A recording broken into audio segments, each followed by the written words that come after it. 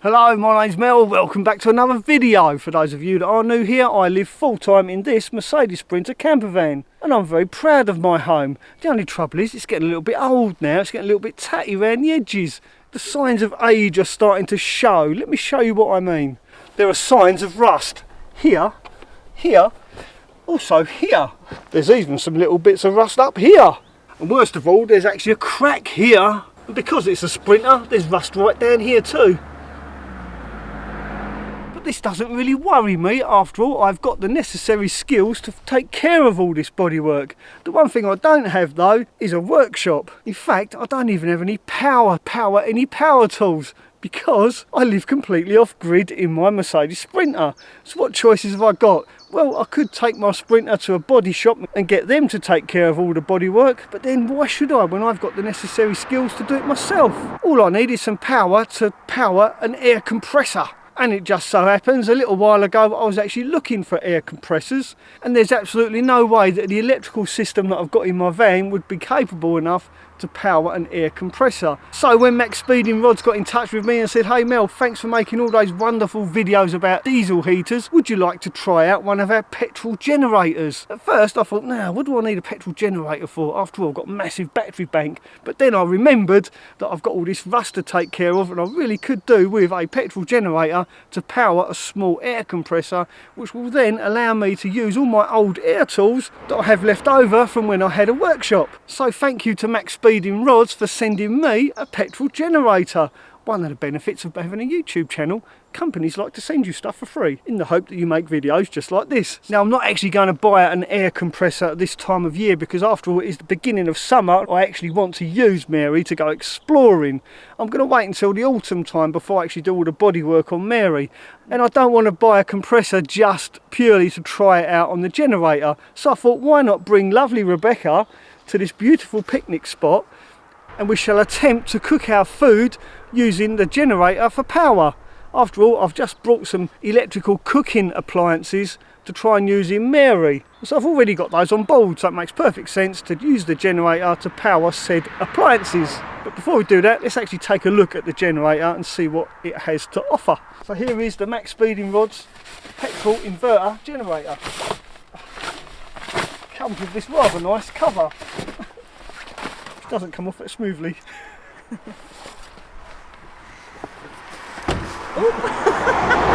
Now, although it comes with a really comprehensive manual, and I do mean comprehensive, there is everything in here, the one thing that I can't find in here is how much it actually weighs.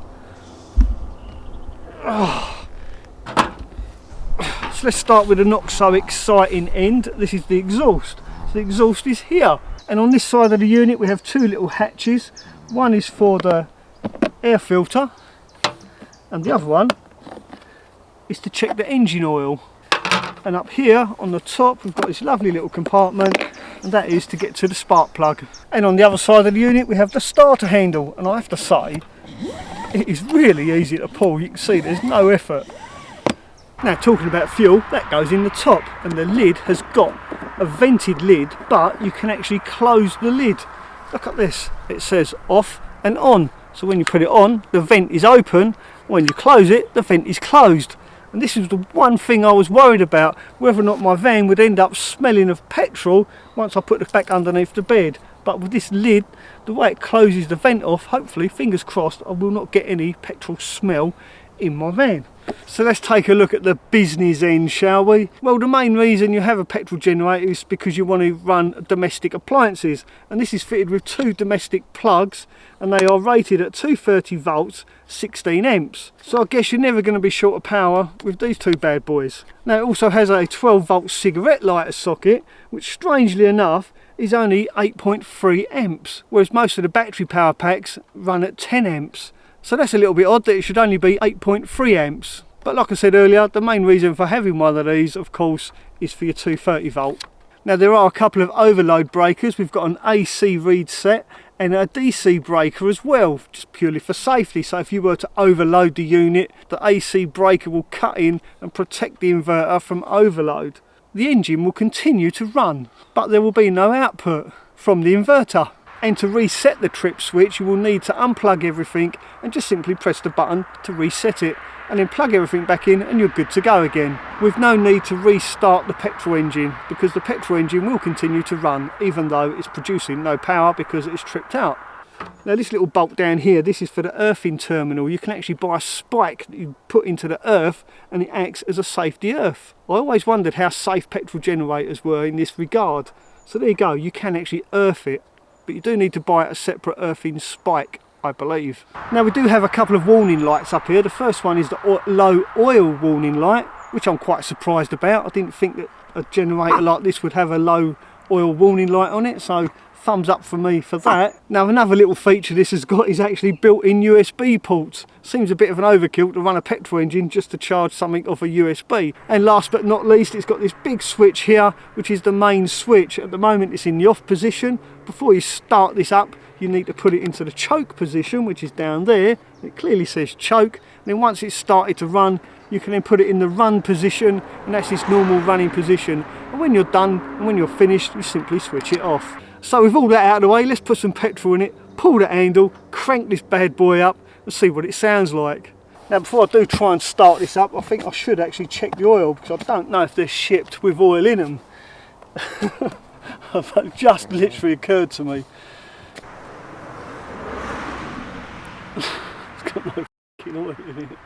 Well, there you go, good job I checked the oil, because there is none in it. Now as luck would have it, the last time I did an oil change on Mary, I actually had a little bit of oil left over, which I put in this container. So lucky. So I've just put some Mary oil in there, and I'm sure that'll be perfectly fine. But I'm really surprised there's no sticker on here or anything saying warning, you must put oil in it before you use it for the first time. Although Rebecca has found a little label that was attached to the fuel cap, and on this tiny little label it does say here to check that there's engine oil in the engine before you first start it. Right, so now we've got oil in it, let's put some petrol in it and see how it goes. Oh, look at that. Oh, it's got a little filter in there in case you've got dirty petrol. That's handy. You never know when you get a bit of grass or something. Well, I'm not going to put a lot of petrol in it, because when you store one of these for a long time, it's best not to have any petrol in them, because over time the petrol will actually go bad. I think that'll do. I've probably put about half a cup in it. Let's hope that's enough.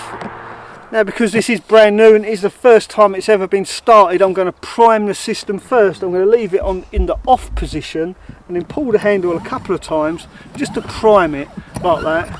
Make sure that oil that's in the sump gets mixed up and so everything's lubricated. Get the air out of the petrol system. I think that should do it. So now we put this onto the choke. Let's see if it will start. Hopefully I've not flooded it by doing that. It might take a couple of turns. 2. Look at that.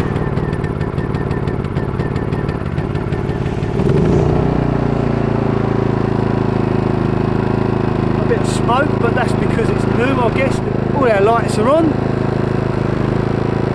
Right, I suppose it's time to do some cooking. What do you reckon? Let's switch it off. We'll get our stuff set up and we'll crank it up again and see if we can actually cook something using this for power. Now some of you may know that I'm a bit of a fan of Leisurewize. They do some fantastic stuff, and I've been using this Leisurewize air fryer quite recently to cook calamari. So that's what I'm going to be doing today. We're going to put some calamari in here because I know it works. And also I've just brought this Leisurewize induction cooktop. Again, I brought this to try and use with my power pack that I've got in my van. And the reason I chose this induction hob is because you can actually turn down the wattages, we'll go with that. You can turn down the wattage that it draws. And because my power pack is a maximum of 1000 watts, that's why I chose to use this one. Rebecca's ready. Let's switch this on and see if these actually work. Ready? Yep, let's go. Right, choke. So easy to start.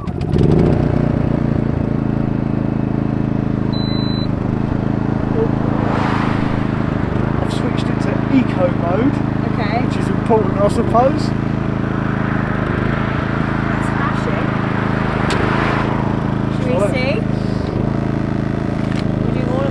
Yeah, I'm starving. So I'm all in. I usually do. So these are calamari. Yeah. If anyone likes calamari, Aldi's brilliant. So the calamari's in the bucket. Pop it in. Turn it on to 200. 12. And then the fan comes on. Oh, and it started. Yeah, it's on. Now let's see if we can turn the induction on at the same time. Right, I've got it on 1200. Is that too high? Should we see? Oh, should do, because it's 2,800, so that's 1,000 watts. Oh. Yeah, there she goes. So what have we got powered at the moment? 1200. 1,000, 2,200 watts we're putting. I don't know if you can hear me though. It has got a bit louder now, it's under load.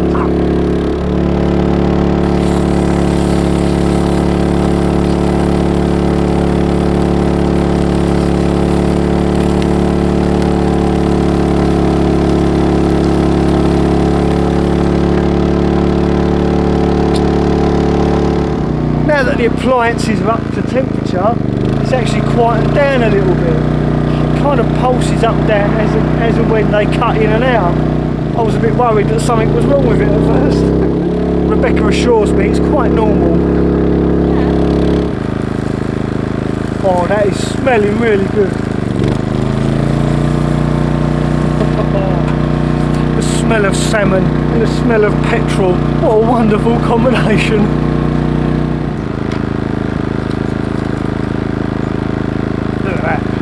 Absolutely brilliant.